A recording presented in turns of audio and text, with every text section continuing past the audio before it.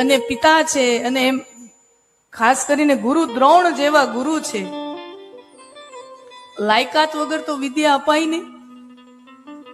હા, વિદ્યા તો એક મોટું હથિયાર છે. પદ એક મોટું હથિયાર છે. વિદ્યા મોટું હથિયાર છે. જેને તેને અપાઈ જાય તો એ વિદ્યા વિનાશ કરી નાખે.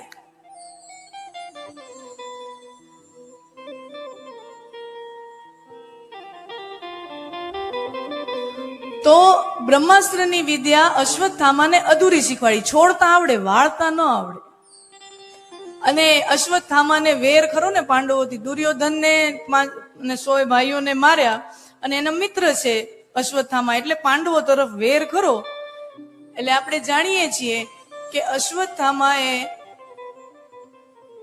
અંધારી રાત્રિએ સૂર્યાસ્ત પછી, આમ તો જો ધર્મ યુદ્ધમાં સૂર્યાસ્ત પછી યુદ્ધ કરવાની મનાઈ હોય છે, વર્જ્ય છે, પણ અશ્વત્થામાએ કાળી રાત્રિએ